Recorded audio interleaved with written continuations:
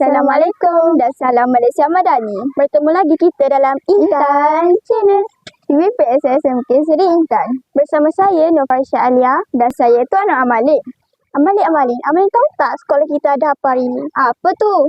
Sekolah kita hari ini sedang mengadakan program minda sihat tentang bahayanya rokok. Oh, saya dah tak sabar nak tahu tentang bahayanya rokok. Tapi sebelum tu, jom kita ikuti laporan daripada wartawan kami untuk menunggu beberapa orang pelajar dan penceramah yang ada. Jom.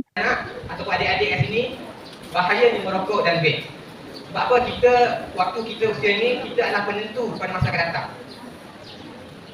Okay. Assalamualaikum, kami daripada TVPSS Intan Channel. Untuk makluman kami, satu program tentang minda sihat telah dilaksanakan untuk hari ini. Kami ingin menyeru ramah dan bertanya sedikit tentang program hari ini. Saya ada soalan untuk Tuan. Okay. Soalannya ada dua.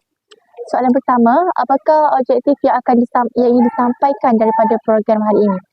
Okay. Untuk objektif kita, semestinya bila objektif kita ke sekolah ni untuk memantau ataupun menyelaraslah pelajar-pelajar golongan orang belum dewasa ni untuk jauhi daripada merokok, dan kita akan jelaskan ataupun nak suruh student faham apa itu akta-akta yang melibatkan rokok dan seksyen berapakah yang melibatkan orang belum dewasa. Okey, baik Tuan. Soalan kedua, apakah harapan daripada pihak Tuan untuk pelajar SMK Seri Intan? Okey. Harapan saya untuk pelajar SMK Seri Intan untuk memastikan bahawa pelajar SMK Seri Intan melangkah keluar dengan sekolah ni dengan identiti yang baik, dan apa yang kita dekatkan hari ini lah untuk pastikan pelajar SMK Seri Intan ni adalah bebas daripada asap rokok dan vape. Itu je lah. Terima kasih Tuan. Seterusnya kita berada kepada wartawan yang lain. Assalamualaikum saudara. Waalaikumsalam. Bolehkah kita bertemu buah saudara? Boleh. Saya hanya ingin menanyakan satu soalan kepada saudara.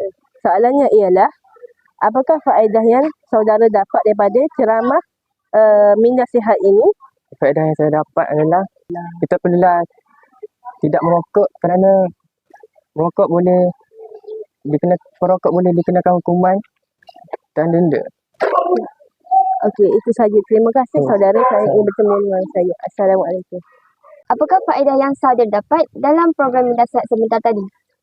Kita dapat pengajaran bahawa asap rokok ni sangat bahaya untuk kesihatan dan juga di masyarakat di sekeliling kita. Sebabnya, apabila kita menghisap rokok, masyarakat akan terdedah dengan asap rokok. Baiklah, itu sahaja liputan yang dapat kami berikan. Semoga bertemu lagi di lain siaran. Bye. Intan Channel.